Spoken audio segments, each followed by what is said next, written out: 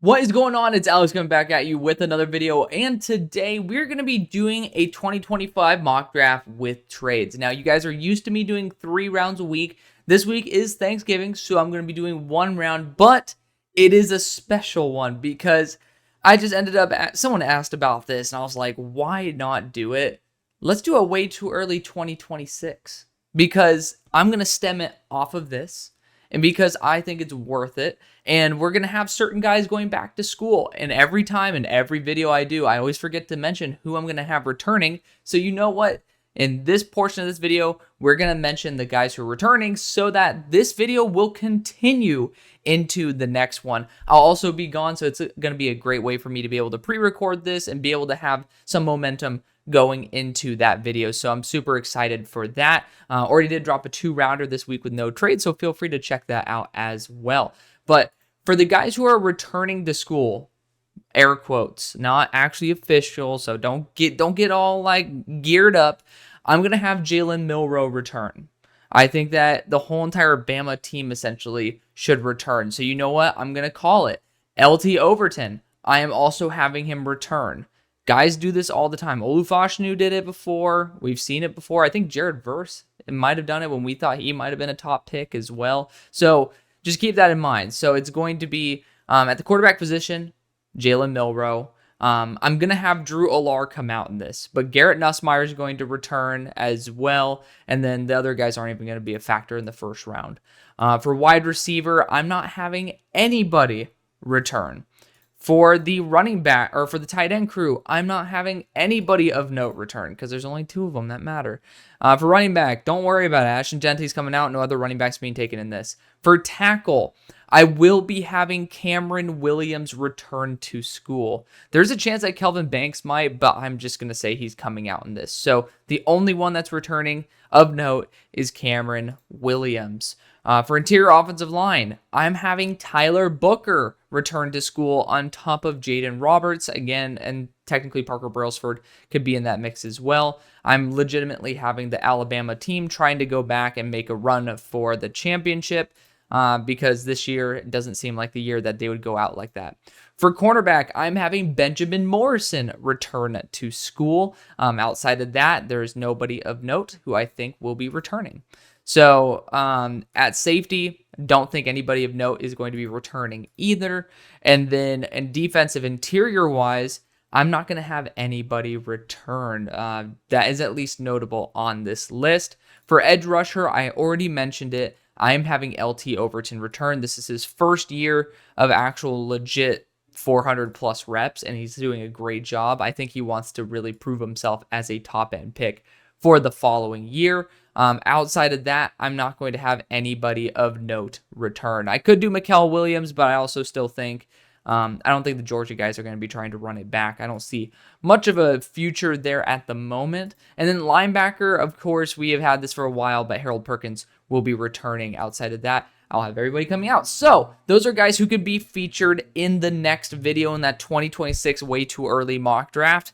I'm super excited for it, but let's get into this. Starting out with the number 1 overall pick, we have the Jacksonville Jaguars, and the pick should be Travis Hunter. And you know, for me, obviously, I've had my criticisms of the fact that I don't think he's the number 1 receiver in the class. I don't think he's the number 1 corner. I have a 90-minute video breaking down 41 different corners in this class, each one with their own scouting report from a particular game, and also a breakdown as to how I graded each player. So feel free to check that out. Travis Hunter is in that. I do put a lot of effort into those videos. Corner is something I'm very passionate about, but somebody came up with a brilliant counter for this, and I don't know why this isn't more widespread, this type of counter, but they're basically saying, hey, Travis Hunter has pretty much been focusing on 2 different positions and been doing well at both. Imagine what can happen when he focuses on one, where he's able to take a full drive off and be able to review what he did wrong and go back out there and correct. So I actually think that's a beautiful explanation as to why it could work with Travis Hunter still being the best player in the class, even though people are calling him a snaps merchant right now. So I do think Travis Hunter certainly could be that, and imagine him at 100% pretty much the whole game. His endurance will not be of question.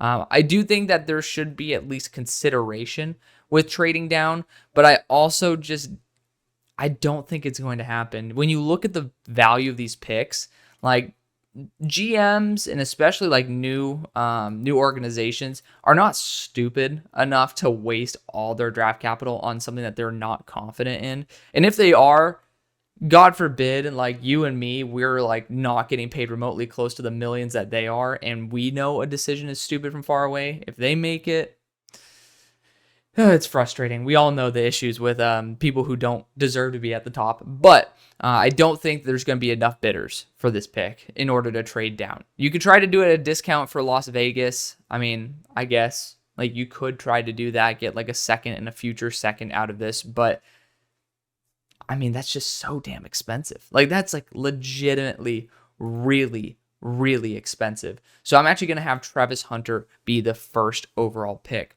At number 2 for the New York Giants, you know, it's probably going to be a new group of people, new GM, a new head coach. Like I could totally see Shane and Dable being out of the building, even though I like both of them. Like on a personal note, I highly would love to get to know them and be able to like smoke a cigar, grab a drink. Like they're the type of dudes who, you know, I'd like to surround myself with.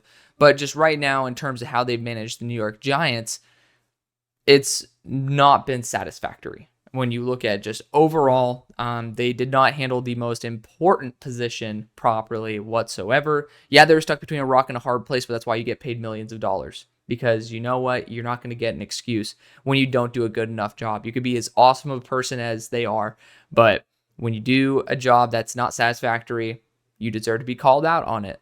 And so it's going to be a new regime. And the question is, would the new regime be excited for, again, Jalen Milroe is going to be returning this. If you guys missed the beginning of the video, I ended up labeling certain players for return because this is consequential for the next video. We got Cam Ward here and Shedeur Sanders. Those are the top 2 guys. Do they want to go and roll the dice on Cam Ward, who is all the flash and excitement, or do they want to go after Shedeur Sanders, who is going to be a lot more of that high floor? And I mean, I'm going to be honest, it just feels like Shedeur Sanders would be more of a likely pick until you might start factoring in that maybe his dad doesn't want him to play in New York. And I don't want to deal, like, new organization doesn't want to deal with that drama when they're trying to win over a locker room, trying to win over the fan base. They probably don't want any sort of drama. And I'm not saying Sanders guarantees it, but I'm saying the risk is higher. So we're going to go after Cam Ward here, and we're going to keep the top group just the same, because as much as I want to elaborate and do some crazy shit here with the Raiders, we all know where I'm going. There's that connection of Sanders to Brady. Now, if Sanders does go at number 2, I think that the Raiders are in a prime opportunity to trade back and then still be able to land their guy. It is a little bit worrisome, though, because maybe if, like, let's just say they get a really good package, they move out, the Titans could snipe up Cam Ward. Like, they could be that team where it's like, well, didn't expect him here, so we're going to take him. So there is that risk inherent. I don't know if they're sitting at 3, they would take Cam Ward specifically, but it is something that, well, you might end up having to be locked in with these 3 guys being the top 3 picks, and maybe you can have to just shuffle the deck. At number 4 for the New England Patriots, I ended up taking Tetairoa McMillan in my past 2-round mock draft. You guys do seem to be the front runner for T. Higgins, and I think that's awesome. I really do. I think that's awesome. But you also have some issues on the offensive line. Tetairoa McMillan makes a lot of sense here. I mean, there's a reason I took him, but I also want to mention, I want to be able to take this through the lens that you already have T. Higgins, right? If you have T. Higgins, Tetairoa McMillan might be able to just add even more, like, fire to the flame, a little bit more sizzle to the steak, if you know what I mean. But I just don't know if they'd be willing to pull the trigger to go overboard like that. Will they be able to land a Garrett Bowles in free agency? That's a legitimate question to ask. Like, how many left tackles that are starting quality? Like, what, are you going to go back and get another Steelers, like, dump, essentially, air quotes, with Dan Moore? Like, you got what Chakuma Okora for. Like, do you want, like, sloppy seconds from the Steelers with another player that the Steelers were trying to replace for a long time? Like, I don't think that's a very winning solution. And I don't want to bank on the fact that you can solely get, like, you can guarantee yourself a legitimate starting left tackle. And because of that, I think I might want to try to trade out of this spot, because there is a player that, I mean, there was a really, really good point brought up by one of my subscribers, and you see what I think of Josh Simmons. he is the only true tackle that I really see in this class at the top. Like, with Will Campbell, I think he's a guard. With Kelvin Banks, he's 6'4". I think he can hold up as a tackle, but I don't think he's remotely on the same tier as Josh Simmons. With Arianti Ursary, he could be, but he's not on the same tier as Simmons or on Banks. And so you're like legitimately jumping multiple tiers down. I think Josh Simmons is going to be the guy who I'm going to pick, but the question is, can I get some draft capital by moving down? Again, this is assuming we have T. Higgins. And I want to be able to explore another option rather than just saying, let's go balls to the wall and get two insane receivers outside of Pop Douglas, and then you got Jalen Polk, Javon Baker behind him. Like, let's try to have an alternate reality. Ashton Genty's not out of the picture, but I love the Omari and Hampton storyline as much as you guys do. So with T-Mac on the board, I do think the Titans could be in the mood to try to get him, but at the same time, I mean, there's issues respective with that. The Jets, I don't think they're in a position to move up. I mean, they don't have a third round pick at the moment, right? So it's going to be a little bit difficult to justify that also in division. So the question is there any team that could massively use a T-Mac, massively use a Mason Graham, which Mason Graham appears to be by far the best, and then Will Johnson as well. With the Carolina Panthers, I see Will Johnson and Abdul Carter being extremely, extremely valuable. And I don't know if there's going to be a team that necessarily has the gusto to move up and select a type of weapon like that. I do think Dallas could get ballsy. I mean, Jerry's getting old as fuck. So, I mean, like, if we're being real here, I could totally see the Patriots trying to acquire a lot of draft capital from the Cowboys as they're just trying to keep their team semi-viable for the future. But yeah, I mean, I don't really feel very comfortable in this spot. Like, that's just kind of where I'm at. And I don't know. I don't think I can move back. I mean, that's just the issue with the Patriots here, is that you're in striking range of a lot of teams that could try to hop the Panthers, so to speak.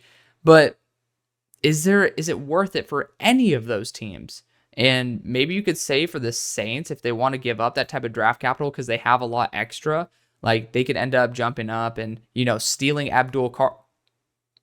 Hold up now. Hold up. Wait a minute. I kind of fuck with that. Let's do it. Also, PFF, for the love of God, can you please update this? Because I have to go through and do all these damn trades every single time.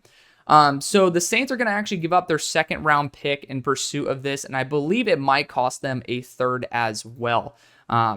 Feel free to adjust it as much as you want. I'm not giving a future first. That just doesn't make very much sense for me. But essentially what you're doing, you need an edge rusher badly. And so, I mean, I'm going to do this again. It's a one-round mock draft, so it's not going to actually affect any of the other moves that we were going to make. But we're going to be going after Abdul Carter here. I think Abdul Carter, first off, you guys have done this before. If I'm not mistaken, when you moved up from Marcus Davenport, you had a very similar package. But on top of that, Abdul Carter is a freak, and you also don't want to face him in division. That was going to be my pick for the Panthers. So by this way, we're actually mutually beneficial because the Saints got a ton more draft capital that they ended up flipping, essentially, to be able to move up. We did a long way. We got there eventually, but regardless, at pick number 5 for the Carolina Panthers is going to be Will Johnson, or else it's going to be James Pierce, my 1 or 2. And I think this team should be looking at corner, but I mean, I just went corner for him with Will Johnson. Let's go after James Pierce. Let's get the air quote sloppy seconds. The only reason why I would go Abdul Carter above James Pierce for the Panthers is for that size. I love James Pierce to death. I know that the NFL most likely will like Abdul Carter more. And I'm not saying they're wrong. I mean, you see how damn close they are. It's like legitimately one guy can sneeze in terms of the distance between him and another person and pretty much spread a disease. It's like, it is that close. So James Pierce is going to be perfectly fine with me. He's just a little bit on the smaller side, so I think a team for the Saints that especially values a little bit extra size would not mind too much with being able to get someone like Abdul Carter and limit their opponent to someone who has a little bit more of a role-specific approach at that frame at sub 250.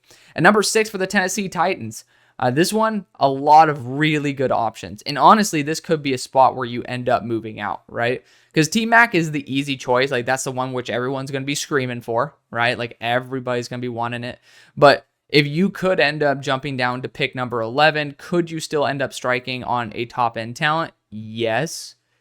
But at that point, it's not really worth it. When you can get a Tetairoa McMillan at this point, it's super smart. I mean, you're getting someone who replaces DeAndre Hopkins instantly. He has that deep threat ability to where Will Levis can take a good shot downfield. And you're just getting someone who is like, I mean, he's built to be a super stud. I mean, we could see T. Higgins end up going to the Titans, and if that happens, and obviously New England takes Tetairoa at 4. But I don't know if he's going to be going back to Brian Callahan, but this is going to be the T. Higgins, essentially, kind of like T. Higgins times Jamar Chase in terms of the deep threat times the bigger possession ability. But obviously, I'm not going to say that Tetairoa is on that tier. But play style wise, in the same offense, Brian Callahan, formerly of Cincinnati, I think that would be extremely smart. And it also helps out your quarterback when you do have a weapon like that. That's why Noah Fafita, he just ends up throwing YOLO balls and they end up getting caught because, well, I mean, first off, Noah Fafita is extremely underrated. God cursed him with a sub 6 foot body, but I mean, Tetairoa McMillan makes it a lot easier to throw those YOLO balls to, and Will Levis will experience the same. At number 7 for the Jets, I'm pretty happy with any of the picks available here. Mason Graham, Will Johnson, technically Malachi Starks, but it's not remotely close to these other 2 really talented players. And the question is, do you value defensive interior or corner more? With DJ Reed leaving, I could see Will Johnson being more valuable than Mason Graham. Mason Graham is like a perfect fit on the Jets because I want him to have a defensive interior 1 that's above him that is more talented. But because Mason Graham is still a bit inconsistent. The high-level plays are ridiculous, but you want the consistency to come from somebody else as Mason Graham becomes more consistent. Will Johnson is just an absolute freak, and as long as he's healthy, he's going to be an absolute asset on any roster. So I'm going to go after best player available. This team needs both, and I'm going to go after Will Johnson.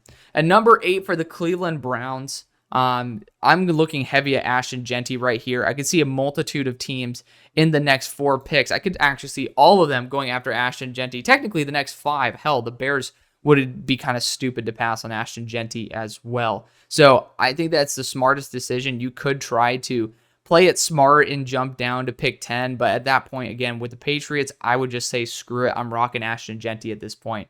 Ashton Jeanty is the best player, probably pound for pound, that you'll ever study at a specific position. The gap between him and the next best that I've seen is pretty much him and Saquon Barkley. And Saquon Barkley is just different because of his receiving capabilities. As a runner, Ashton Jeanty challenges anybody in the past, and it would not surprise me one bit if the Patriots feel comfortable at 4 of taking him. It would not surprise me at all. And number 2 of the Giants were even in the, in somehow this, dreamscape land where they're in the mood for it. I would not be overly surprised. It's going to be Ashton Jeanty. Don't overthink it. That's going to be the guy who is worth a top 10 to top 5 pick. And he's going to be going in that range. I mean, it's ridiculous to assume that he wouldn't be after we've seen how the NFL has evaluated running backs like this and valued them.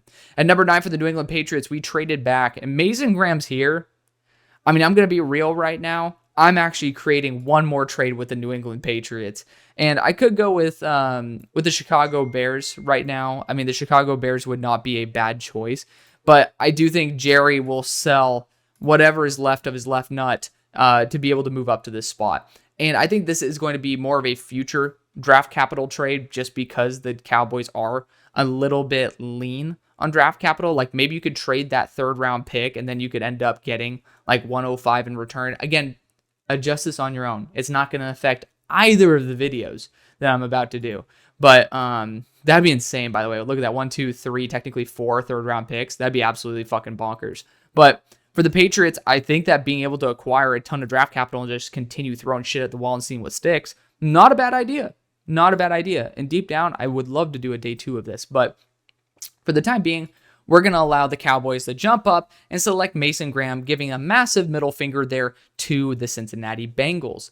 Now, for the Bengals, I think that they're in a good position to where even though they just got screwed, to be able to be in a good position to strike good value. You got Nick Scorton and Malachi Starks here, both of them very talented individuals. I will say if you have Nick Scorton and Malachi on the table, you can't go wrong.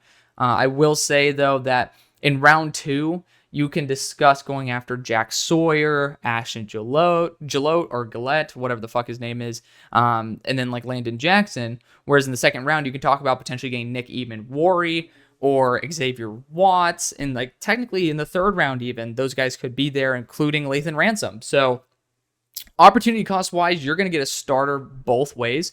I do think that edge rusher is more valuable. So I'm going to roll the dice on Nick Scorton here, especially since LT Overton is going to be considered returning in this. Let's see what happens with Nick Scorton.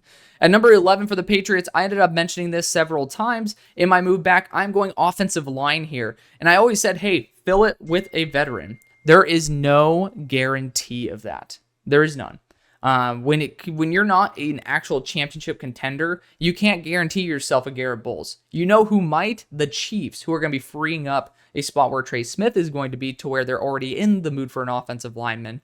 And then they're going to go and say, hey, Garrett Bowles, you're in our division. Do you want to chase a championship? We have these tackles who suck and are developing, but we can make it to the championship every single year. And for him, who says, I want to keep winning, I can't guarantee you guys that he's going to be there.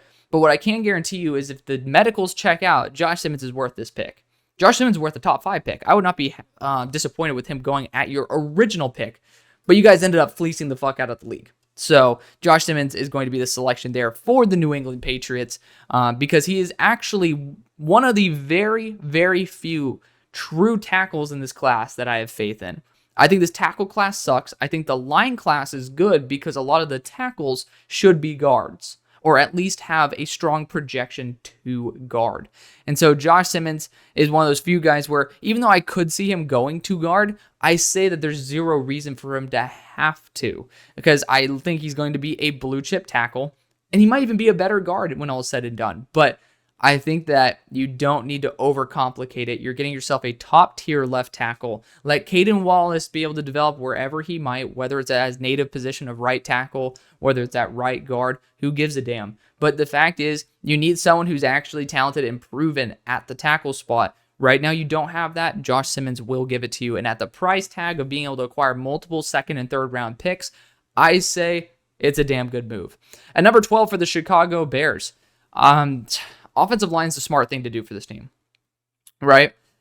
Deep down, I almost want to go Malachi Starks, though. I have yet to do that, and I think that it would be unbelievably interesting to do so, but I almost want to give a massive middle finger here to the Colts, and I think I'm going to, because the Dolphins, it's a short-range move, but I really think that the Dolphins could be able to just jump the Colts and be able to snag Malachi Starks, and it's like Greer, you guys continue saying it. Greer is not that type of guy, by the way. This is almost perfect value based on historical trends. 15 to 17 was pick 120. I could totally see 12 and 14 being a pick 97. Or you could be 98. Who gives a damn? Again, not going to affect this mock draft, but the Bears end up getting that. But Greer doesn't value offensive line enough to pick him in the first. He sure as hell can value defensive back. I have seen that at the top of the second round. Like, got Javon Holland in there. Like, I personally see the Dolphins as a team that perfectly exemplifies the squad that can value defensive back enough to make the right decision to go and get Malachi Starks. At 13 for the Indianapolis Colts, we got a ton of top-tier offensive line talent on the board. You could see Will Campbell return. I'm not going to say he's going to, because he's still getting really good value in terms of hype. I would say this is probably a good position to evaluate another corner position. Again, Ben Morrison going to be returning in this. I do think someone who might sneak up boards as time goes on is Trey Amos, who is one of the best in terms of at the catch point that I've seen. Like, just he's always there. Even if he doesn't make the pass breakup, his hand is in the pass lane. But with all these offensive linemen on the board, I do think a team like the Niners, like the Rams, should be getting aggressive. And looking at some other teams that could be, you can even talk about the Commanders, but the Commanders are kind of pick strapped, even though they're not like fully, but to some degree they are. I will debate it, but I think that the smarter move for the Colts as well would be to allow either the Seahawks, the Niners, or the Rams to move up and select their guy. And I mean, the thing is, you're probably just doing it for this year's picks, and all these teams are in the NFC West as well. So I know that there's going to be a lot more writing on it. But for the Rams, like you're pretty much saying, what order do I want this to go in? Do I want a guarantee of left tackle, or I'm going to go after Arianti Ursary for the long run? And I think that the Rams are very heavily focusing on that. And with 3 bidders, and also, by the way, the Bears are sitting there and they're like, we want a left tackle too. I think that this is perfect for the Rams to be able to let their time get a little bit more valuable here. That 3rd round pick, they're not afraid of being able to spend draft capital here. And I think that would be smart for them to move up and use that 3rd round pick to end up selecting their guy. Because again, you have 3 divisional rivals that all could be trying to vie for it, and the Bears. So 4 conference teams looking all for the same position, it can get very messy very quick. And Cam Williams is returning in this, so you have 3 players at that point.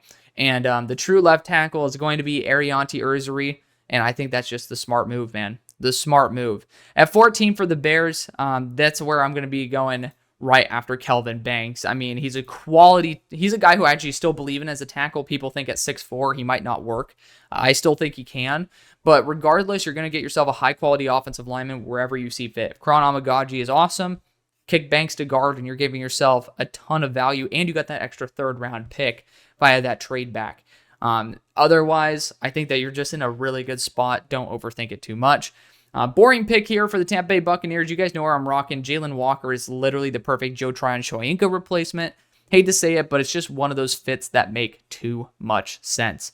At 16 for the Indianapolis Colts, with all the great players on the board, the Niners lurking at 17. There is only one offensive lineman that I truly value as a first rounder. I mean, maybe you can toss in Jack Nelson and Josh Connerly to the equation, but it starts getting a little bit murky. And so I think that the Colts would be smart to do a second trade back, because you have the Niners right here and you have the Seahawks right here. And I don't see anybody taking the player who I'm thinking of for the Colts up to pick 20. And so you're going to be giving the massive middle finger to the San Francisco 49ers, which technically, if you are in a pursuit of a Super Bowl, probably a good idea to be able to disarm an organization from being able to rebound. I have more faith in the Niners being Super Bowl competitors than the Seahawks. But the Seahawks are building a damn good squad. I think that's perfectly reasonable for them to do this. But regardless, I think that's just smarter for the Colts as well when you get extra draft capital to still get the same guy. Not going to complain. Will Campbell's going to be the selection there for Seattle at 16. So we see a bunch of moves to be able to select the offensive tackles, whether it's up or down. At number 17 for the Niners, they're going to have to play damage control here. And, there's a lot of positions where you could draft. I think that one of the ones that you guys are very underrated at being able to focus on is the defensive line. It's not focused here in PFF, but I highly doubt that they are not considering going after the top-end talents of the draft, like Mikael Williams, Kenneth Grant.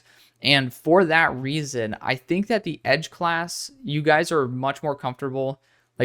Mikael is just very unproven. That's the thing. He could easily be the pick, and especially with the size, the athleticism, and being able to learn under Nick Bosa, you certainly could be hitting a home run with this. In the 2nd round, don't know who's going to be there, right?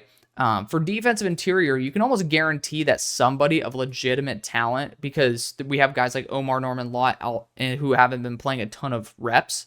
He is literally under 200 reps on the year, but people love him, and he could be a good guy. There's guys who I have a lot of faith in that will be there in round 2 that you still could snipe better talent than when you're talking about potential than Mikael Williams. And I don't know if they could end up, bearing it any longer. We're going to go after Mikael Williams there for the Niners. For the Cardinals, I'm actually going to go to the defensive interior because I don't like how the board ended up falling for them. I know a lot of people like Walter Nolan. I ended up explaining myself both on Twitter as well as on my past video. I'm just not the biggest Walter Nolan guy. I see him on TV and the dude's electric, but when you actually study him rep by rep, I feel like a lot of the production is more so based on the offense not performing well or taking too damn long rather than him actually making NFL level plays. And that's, right after watching Mason Graham, of course, everybody's going to look worse respectively, but I think that you should use Mason Graham as, the pretty much the baseline. Mason Graham is someone who will start in the NFL. If you're drafting him in the first round, they should start in the NFL, right? And so Kenneth Grant, to me, has that quick win ability. He has that size. He has that athleticism as well. And I think that's going to be extremely coveted. I mean, Gannon's not afraid of defensive interiors with big size. Like, he's had them before, and I think he will continue to have them here. Kenneth Grant, also freak athlete, literally chasing down Katron Allen from behind. Like, 340 pounds chasing a 207-pound running back from behind is ludicrous, but he did it. And he also has really good work ethic, like motor during the game. He seems to be a high-energy guy. Like, even if the production doesn't match the draft grade, you're still getting somebody who's going to be a massive addition on your team, both literally and metaphorically.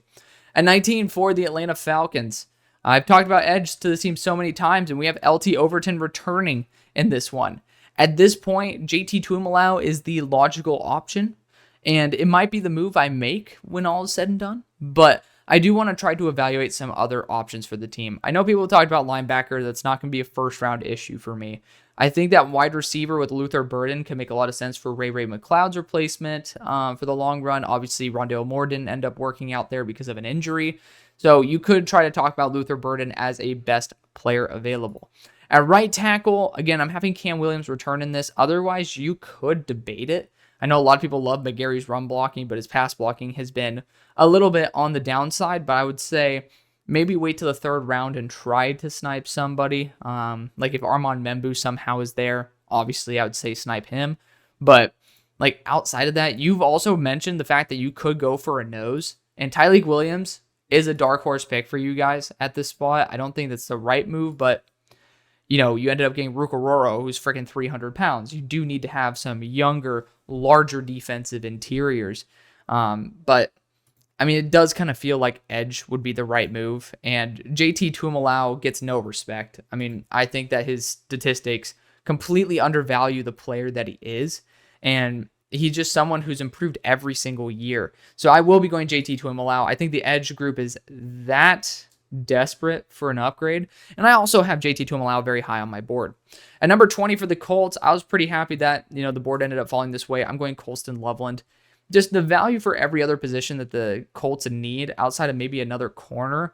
And I don't think they're going to be hungry for spending a first round pick on a corner after Jalen Jones, who was my guy before, is doing well. Juju Brent's going to be back. Like, I don't think they're going to be desperate in that regard. At tight end, I mean, like, Jelani Woods has just not been healthy, and it's just pretty damn clear that the Colts need someone who is on that alpha level, and I wish they ended up claiming Greg Dulcich, who was on waivers, but the Giants ended up doing that. But it still leaves me to believe that Colston Loveland could play a massive role in this offense as a relief option for Anthony Richardson, who I think, like, people are trying to call out the stat line from the last week. People who call out the stat line did not watch that game. The amount of bullshit calls and, the receiver essentially doing something wrong, like, Anthony Richardson was on fire. Like, he was cooking, and then it just did not show up on the stat board. So I would say maintain your faith in him. I mean, it's a kid who played 13 games in college before coming to the NFL. Of course he's going to have some issues. So just believe in him a bit longer. I mean, he's obviously shown the potential. It's called growing pains for a reason. Number 21 for the Washington Commanders. Hard to pass on Luther Burden at this point. I mean, being able to get yourself a larger relief valve for Jaden Daniels would be awesome. And then when you look at Isaiah Bond, it could essentially be your cheaper version of Malik Neighbors. So, like, you're talking about two completely different styles of receiver here, but I actually like the idea of giving a relief valve. Looking at the rest of the receivers that you have on your roster, like McCaffrey, I feel like would play a closer role to Isaiah Bond in stretching the field than Luther Burden, who is going to be more of that after-the-catch threat. Ben Sinnott was kind of supposed to be that. Ben Sinnott was known to be an after-the-catch threat, but the dude literally hasn't done jack shit this year. So, I mean, people got mad at me when I didn't like that pick, and I'm kind of pissed that I was wrong, or that I was right about it, because I also drafted him in fantasy praying that I was wrong. And, well, I mean, we see how that's going. Hopefully that changes next year, but Luther Burden's going to be my selection. I think continuing to add firepower is never a bad idea for any roster, and he is a very top-end weapon. I'm not going to blame him at all for trying to go after Luther Burden here. At 22 for the Houston Texans, Defensive interior makes a lot of sense. I think you could potentially trade back and still get Walter Nolan, who is getting good amount of hype, but maybe the NFL doesn't like Walter Nolan as much as we think. There's a chance, and maybe I'll let him slip a little bit for that reason. But Tyler Williams, super high floor type of dude. This team definitely should be looking in that realm for it, but I do think this is a prime opportunity when you see Isaiah Bond, but you also end up seeing Tyler Warren here to be able to make a move. And with the edge class also slightly depleting, because LT Overton is a big factor in that, I could see that the Philadelphia Eagles would be trying to get in on the Tyler Warren debate. And I don't think that they'll have enough draft capital or want to spend the draft capital necessary, but it's still worth bringing up because it is a top-end option that should be taken. For guards, again, I ended up having Tyler Booker as well as Jaden Roberts, as well as Parker Brailsford return. So that does increase the value of Donovan Jackson because now we've significantly shrunk the interior offensive line pool to where it's going to be Donovan Jackson, Tate Ratledge, and Wyatt Milam there at the top. And so I think that the Texans, they've done it before. They'll take another guard in the first round. I'm going to go after Wyatt Milam here. His arm length's a little bit short, which is why he's projected to the interior of the offensive line. But I do think if you pass on it, you run the risk of the Baltimore Ravens sniping him and then a multitude of other teams still being very interested in being able to go guard like the Vikings as well. So get your guy. Don't try to get that sloppy seconds and just be happy. Be happy. At 23 for the Denver Broncos, this is the Sean Payton guy. It's Tyler Warren all day. Every day, Tyler Warren's an absolute beast. I mean, he's done a fantastic job this year. You can see the progression. Even though PFF grades don't mean anything, they still are a relatively strong reference point for when you end up looking at everything else. A 1.3% drop rate with the amount of times this guy is targeted is absolutely ridiculous. Like, this guy really is special, and he's built to be a Sean Payton tight end. Like, I wouldn't be surprised if the Niners are saying, hey, we got 1 year left of George Kittle. Let's end up bringing in Tyler Warren and allow him to become the successor there. At 24 for the Chargers, ended up losing out on Tyler Warren, but I don't think that all is in vain. You got Isaiah Bond here, even though you could potentially wait till round 2, get Eli Maynor or something. I think that getting your best value and having a true boundary speed burner like Isaiah Bond and pairing him up with Ladd McConkey would be a great way to start. There's some physical wide receivers like Pat Bryant in this class that I'd recommend on day 3 for you to be able to go and snipe someone who has a little bit more of that physical frame that Quentin Johnston's just not really providing. At 25 for the Baltimore Ravens, it's corner, wide receiver, but we've already just depleted the wide receivers I would take in the first. So corner-wise, you got Ravel, who looks good in purple. I don't know if that factors in at all. But Trey Amos has been a guy I've been going for the Ravens for a while. He's extremely, extremely talented at the catch point. This dude is very physical. Doesn't get enough love, but he is my number 30 player on my board at 29. And there's a couple guys above him that I really do want to drop. That's what the stars mean in the top in my green range. Those are guys who I know shouldn't be there. So keep that in mind. But I'm going to be going after Trey Amos, who is essentially number 25 on my board. At number 26 for the Pittsburgh Steelers, I hear the complaints. You guys know where I'm going with this. And remember, in this class, Garrett Nussmeier's returning, Jalen Milroe's returning. Drew Allar is by far the next best guy. And we don't have a quarterback after this year. We might bring back one for a year, maybe 2. That might be great for Drew Allar, though. And before people try to drop the racist card because you guys look like absolute dumbasses when you do, Drew Allar is my QB 17 coming into the year. Before you want to say anything, oh, it's a white guy liking a white quarterback. Also, he's my QB 3, so what the fuck does that explain the other guys above him? But anywho, Drew Allar is someone who I love Penn State, so I initially first heard about Drew starting. I'm like, yes. And then it's like, this guy can't hit a moving target to save his life. And then the next year, it's like, well, he kind of can't hit a moving target to save his life. All of a sudden this year, he takes this massive step up. He's throwing to the right reads. And I'm going to be 100% honest. People are talking about Penn State's offensive coordinator as somebody who should be a head coaching candidate somewhere. I'm just going to be for real. I see a lot of these route concepts. They're not helping out Drew Allar at all. He's actually making decisions for himself. And he is built to play in the AFC North. I certainly believe that he should be the quarterback that we do draft. He has great arm talent. He's big. He's physical. He's willing to put the shoulder down. And most importantly, he's also used to Pennsylvania weather. So you know that this guy can play in the elements. It doesn't matter. And this guy's 20 freaking years old. He's going to be 21 at the draft. I think he literally turns 21 in April or something. So he's going to be 21, fresh, and he's developed every single year of his career and has developed exponentially every single year of his career. Now, people are going to want to say Emeka Egbuka here. I've said it a billion times. There's no reason for Emeka Egbuka because Emeka is a slot.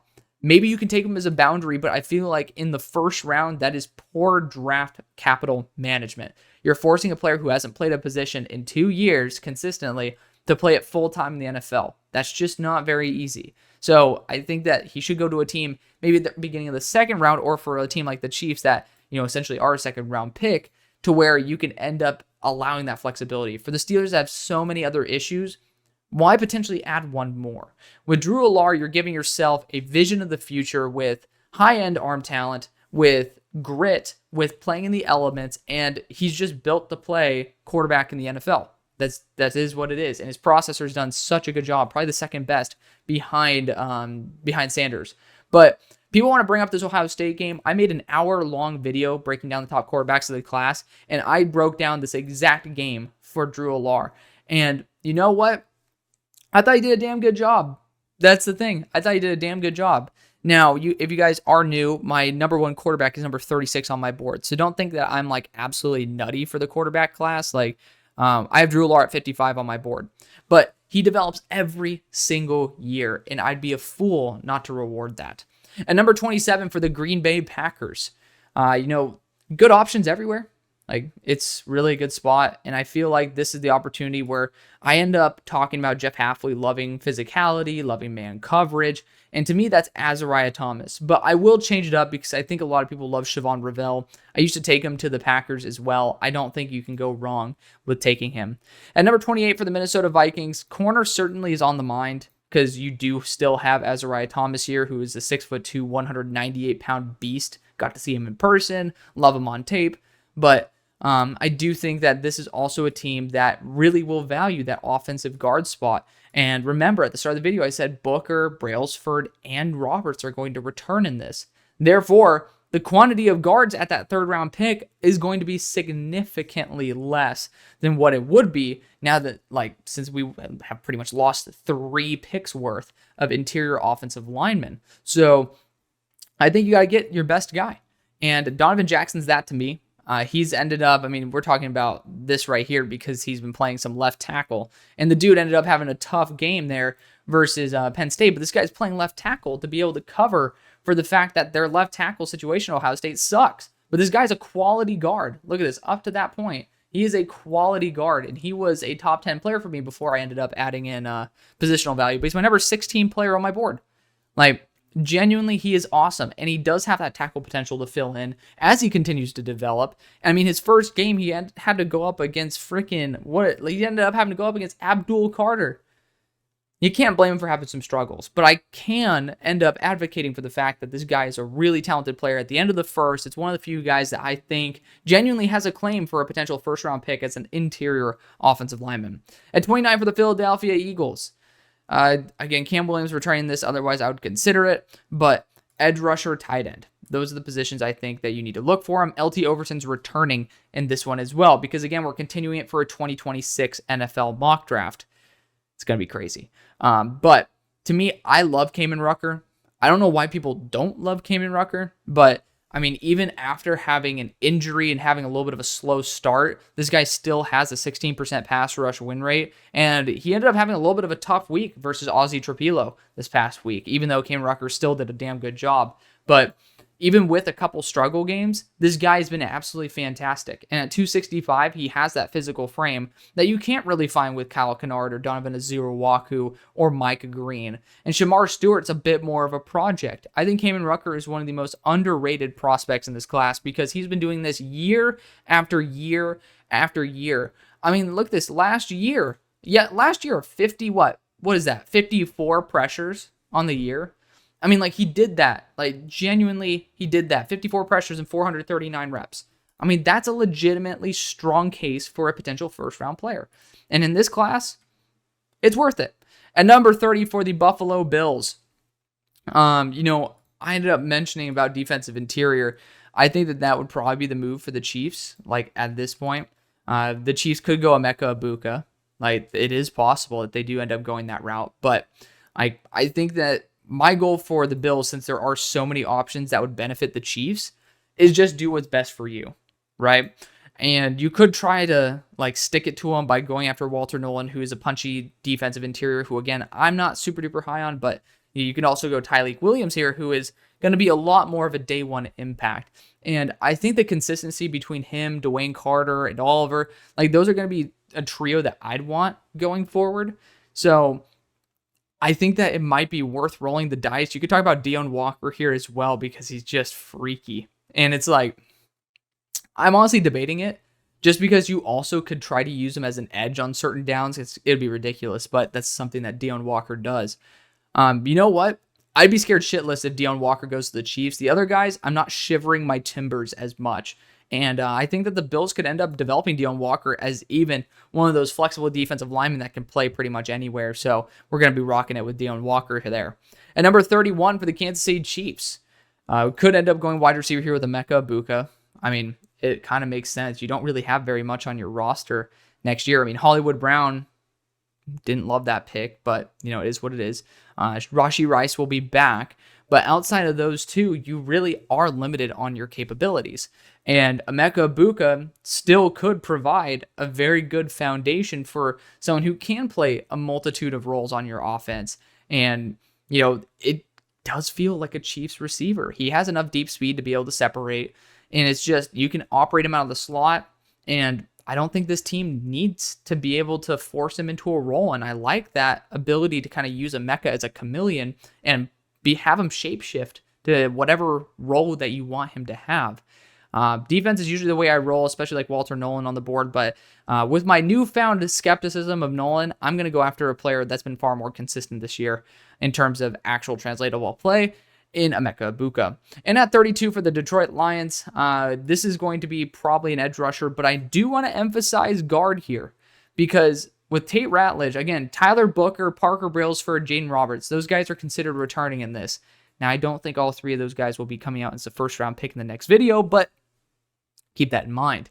I do think that you could be looking at interior offensive line here. Jonas Savania could be a really, really good get. Josh Connerly, Armand Membu. But also, since I'm saying all of that, I do think that this team, since they have a gaping hole, they don't even have Justin Houston anymore, right? I think they need to pull the trigger at edge. And it's going to be pretty much Princely Umamielen, who's a bit larger. But Shamar Stewart, because I think I ended up going Umamielen earlier this week, we'll rock with him. Just because, again, he's a freakish build. And it's between freaky athletic or freaky productive. So, I mean, that's going to be a choice that I'll allow you guys to make. But that's going to be the foundation for what we're going to do when we do that 2026 NFL mock draft later this week. So I'm super excited for that. Let me know what you guys think. Obviously, it's going to be a really fun one. I know round 2 and 3 would have been crazy for the Patriots, but that's going to be for another time. I love you. See you on the far side. Peace.